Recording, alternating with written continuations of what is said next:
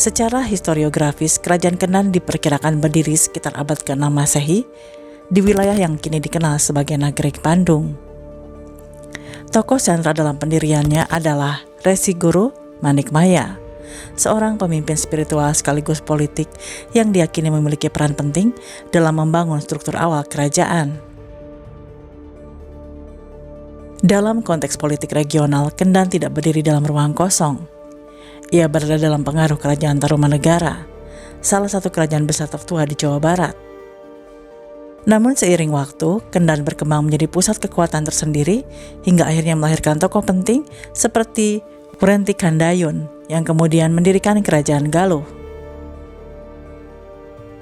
Wrenti Kandayun atau pendiri Kerajaan Galuh adalah putra bungsu dari Raja Kandiawan yang memerintah Kendan.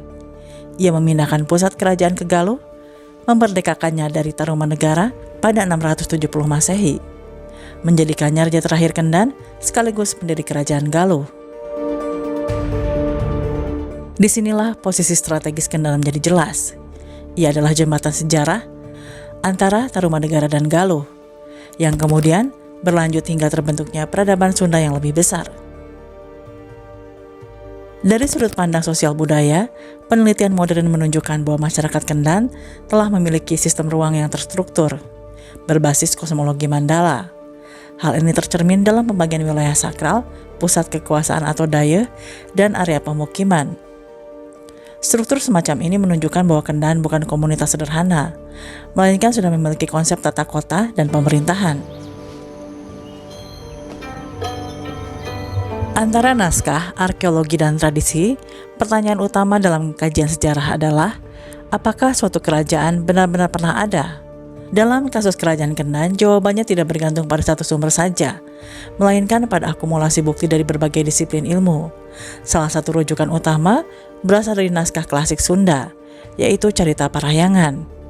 Naskah ini menyebutkan keberadaan Kendan sebagai entitas politik yang kemudian bertransformasi menjadi Kerajaan Galuh.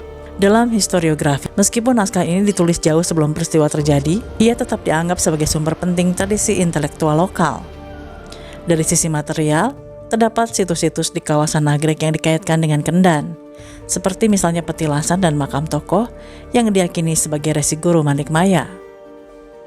Walaupun bukti ini tidak sekuat prasasti batu seperti pada Kerajaan Tarumanegara, ia tetap termasuk dalam kategori bukti arkeologis kontekstual. Sejarawan modern seperti Nina Herlina Lubis juga memasukkan Kendan dalam kerangka sejarah awal Sunda.